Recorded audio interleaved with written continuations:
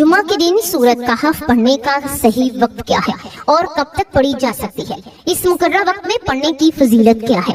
حضور صلی اللہ علیہ وآلہ وسلم نے فرمایا، جو شخص اس وقت میں سورۃ کہف پڑھتا ہے اس جگہ سے ایک نور روشن ہوگا جو بسم اللہ الرحمن الرحیم۔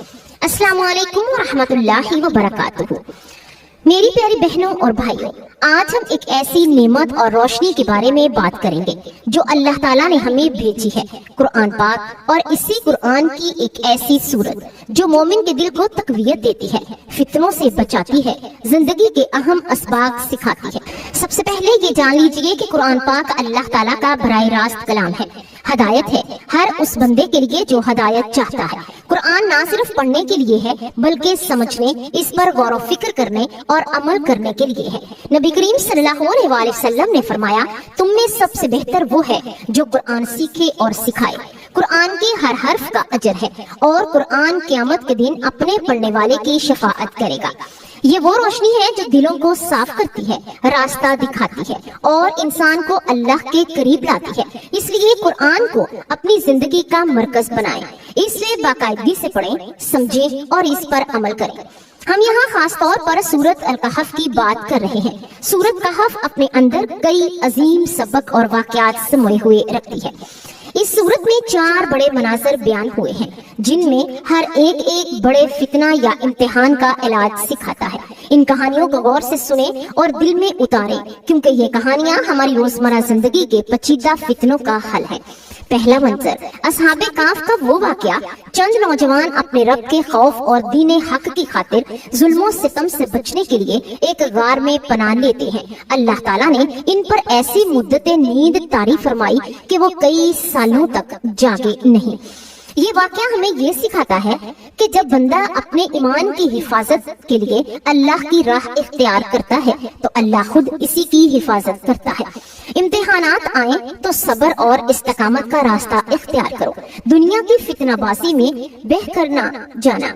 اصحاب کہف کا واقعہ بتاتا ہے کہ ایمان کو ترجیح دینا بہادرانہ کام ہے اور اللہ کی مدد ہمیشہ وفا کرتی ہے۔ دوسرا منظر، 2 باغوں والے کا قصہ۔ ایک شخص کے پاس بہترین باغات اور دولت تھی مگر اس نے اپنی نعمتوں پر غور کیا اور یہ سوچا کہ یہ نعمتیں ہمیشہ رہیں گی۔ اللہ نے اس سے سبق دیا اور اس کی محنت و دولت ختم ہو گئی۔ اس واقعے سے ہمیں یہ سبق ملتا ہے کہ مال و دولت اللہ کی امانت ہے اور غرور، تکبر انسان کو نقصان پہنچاتے ہیں۔ نعمتوں کا شکر ادا کرو، عاجزی اختیار کرو اور انہیں اللہ کی راہ میں خرچ کرو تاکہ وہ مستقل برکت بن جائیں۔ تیسرا منظر، حضرت موسیٰ علیہ السلام اور حضرت خضر علیہ السلام کا واقعہ ہے۔ اس قصے میں موسیٰ علیہ السلام نے علم کی جستجو میں خضر علیہ السلام کے ساتھ سفر کیا اور جو اعمال خضر نے کیے وہ بظاہر عجیب اور ظاہری طور پر بڑی معلوم ہوئے مگر آخرکار ہر واقعے کی حکمت ظاہر ہوئی۔ یہ واقعہ ہمیں صبر، عاجزی اور اللہ کی حکمت کو تسلیم کرنے کا درس دیتا ہے۔ انسان کی سمجھ محدود ہے اور بعض اوقات اللہ کی حکمت ہمیں فوری طور پر نظر نہیں آتی مگر اللہ کی نگاہ ہر چیز پر ہوتی ہے۔ چوتھا منظر، ذوالقرنین کا واقعہ ہے۔ ایک نیک حکمران کی کہانی جو عدل و انصاف کرتا ہے، لوگوں کی مدد کرتا ہے اور قوموں کی بھلائی کے لیے کام کرتا ہے۔ اس واقعے سے سبق ملتا ہے کہ طاقت اور اختیار ایک امانت ہے اور اسے عاجزی، عدل اور اللہ کی رضا کے لیے استعمال کرنا چاہیے۔ یہ 4 مناظر مجموعی طور پر 4 بڑے فتنوں کا علاج بتاتے ہیں۔ ایمان کا فتنہ، دنیاوی دولت، لالچ کا فتنہ، علم و عقل کے غرور کا فتنہ، اقتدار، طاقت کے فتنہ، اور اسی وجہ سے اہل ایمان کے لیے سورۃ کہف ایک حفاظت کی ڈھال ہے۔ اب آتے ہیں اس سورت کی فضیلت اور روایات کی جانب۔ روایات اور احادیث میں اس سورت کی تلاوت کی برکتوں کا ذکر ملتا ہے۔ مختلف روایات میں آیا ہے کہ جو شخص جمعہ کے دن سورت کہف کی تلاوت کرے گا اسے 1 ہفتے تک نور عطا کیا جائے گا، یعنی ایک جمعہ سے دوسرے جمعہ تک اس کے لیے نور ہوگا۔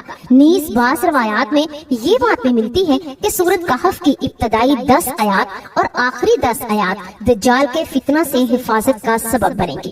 ان روایات کی سندوں پر اہل علم نے اختلاف اختلاف کیا ہے، مگر عمومی طور پر امت مسلمہ میں اس سورت کی خاص اہمیت اور جمعہ کے دن تلاوت کا بڑا مقام ہے، اس لیے اس عمل کو سنت اور مجرب سمجھ کر بہت سے علماء اور مشائخ نے تاکید فرمائی ہے۔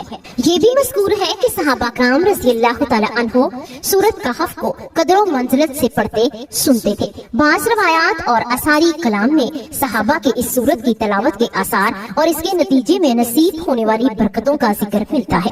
بعض محدثین اور مفسرین نے اس سورت کی تلاوت کے نتیجے میں دلوں کی روشنی، مشکل حالات میں سکون، فتنوں سے بچاؤ کا تجربہ بیان کیا ہے۔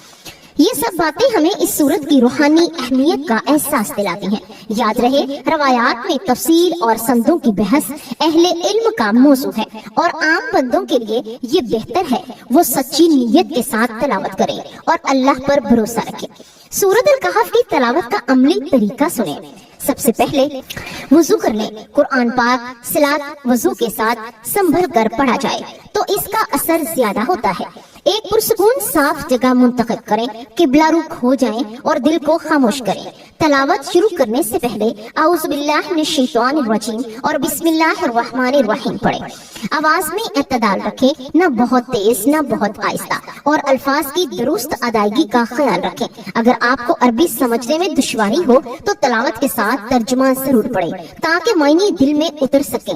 سورت الکہف کو جلد بازی میں نہیں پڑھنا چاہیے، اس کے ہر واقعے میں غور فکر کریں، اس کے اخلاقی اور عملی اسباب کو اپنے دل میں جگا دیں۔ اب سورت کہف کے متعلق کچھ مشہور مشاہدات اور عملی تجربات کا ذکر مختصراً کیا جا سکتا ہے۔ بہت سے صالحین، علماء اور مشائخ نے بتایا سورت الکہف کی باقاعدہ تلاوت سے دل میں سکون اور خوف خدا کی شدت میں اضافہ ہوا۔ کئی بزرگوں نے اس کے گھر میں نور محسوس کرنے، دل کی الجھنیں کم ہوتے ہوئے اور مشکل وقت میں آسانیاں آنے کا تذکرہ کیا۔ صحابہ کرام کے زمانے کی روایات میں بعض واقعات ملتے ہیں جن میں صحابہ نے کہا کہ سورت کہف سنتے یا پڑھتے وقت ان کے اوپر سکون اور نور نازل ہوتا تھا۔ یہ تمام باتیں عمومی طور پر اس سورت کی روحانیت اور برکت کی دلیل ہیں۔ یاد رکھیں، یہ مشاہدات افراد کی طرف سے منظر کشی ہیں اور اصل حقیقت اللہ کے علم میں ہے، مگر امت میں اس سورت کا مقام بلند ہے۔ سورت کہف کو محبت، خشوع اور سمجھ کے ساتھ پڑھیں، درود پاک کی کثرت کریں اور پڑھنے کے بعد اللہ سے نصیحت مانگیں کہ وہ ہمیں اس سورت کے مفاہیم پر عمل کرنے کی توفیق دے۔ اب سوال یہ پیدا ہوتا ہے کہ آخر جمعہ کے دن کس وقت سورت کہف پڑھی جائے کہ اس کی فضیلت سب سے زیادہ ہو۔ شب جمعہ یعنی جمعہ کی رات اور جمعہ کے دن دونوں میں سورت کہف پڑھنے کے فضائل احادیث میں وارد ہوئے ہیں۔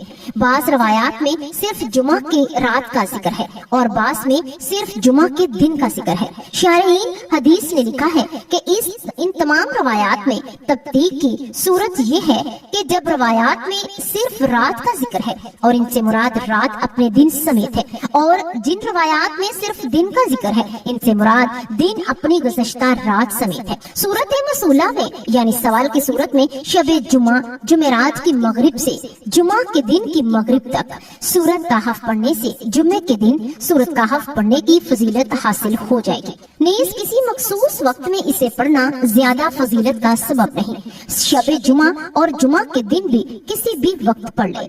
سنن دارمی کی روایت میں ہے، ترجمہ حضرت ابو سعید خدری رضی اللہ تعالی عنہ حضور صلی اللہ علیہ وآلہ وسلم کا فرمان نقل کرتے ہیں کہ جس شخص نے سورت کہف جمعہ کی رات میں پڑھی، اس کے لیے اس کی جگہ میں مکہ تک ایک ایسا نور اور روشن ہوگا۔ رسول اللہ صلی اللہ علیہ وآلہ وسلم نے فرمایا، جس نے جمعہ کے دن سورت کہف پڑھی، اس کے لیے 2 جمعوں کے درمیان نور روشن ہو جاتا ہے۔ فیض القدیر میں ہے کہ یعنی رسول اللہ صلی اللہ علیہ وآلہ وسلم نے فرمایا، جس شخص نے سورت کہف جمعہ کے دن پڑھی، اس کے لیے اس کی جگہ سے مکہ تک ایک نور روشن ہوگا۔ سورت کہف جمعہ کے دن فجر کی نماز کے بعد سے لے کر سورج غروب ہونے یعنی مغرب سے پہلے تک کسی بھی وقت پڑھی جا سکتی ہے۔ پورا دن اسی مدت میں شامل ہے اور اس مدت میں تلاوت کی فضیلت ہے۔ وقت کا یہ بیان مکمل اور حتمی ہے۔ اللہ تبارک و تعالی ہم اس بابرکت جمعہ کے دن تیری بارگاہ میں عاجزی کے ساتھ حاضر ہیں، اپنے دل کی ہر چاہت، ہر امید اور ہر ضرورت کے ساتھ تجھ سے دعا مانگتے ہیں۔ اے میرے پیارے اللہ، ہمیں اور ہمارے گھر والوں کو اپنی رحمت سے نواز دے، ہمارے گناہوں کو بخش دے، ہمارے دلوں کو نور سے روشن کر دے اور ہمارے رزق میں برکت عطا فرما۔ اے میرے پیارے اللہ، ہمیں سیدھے راستے پر چلنے کی توفیق دے، ہماری زندگی میں سکون، خوشیاں، ایمان کی برکتیں نازل فرما، ہمارے دلوں کو محبت رسول صلی اللہ علیہ وآلہ وسلم سے بھر دے اور ہماری دعاؤں کو قبول فرما، ہماری مشکلات آسان فرما، ہمیں تیری قربت عطا فرما۔ اے پیارے اللہ، جمعہ کی اس بابرکت گھڑی میں ہمارے لیے، ہمارے عزیزوں کے لیے اور امت مسلمہ کے لیے ہر نیک عمل اور ہر دعا کو قبول فرما اور ہمیں ہر برائی سے محفوظ رکھ، آمین یا رب العالمین۔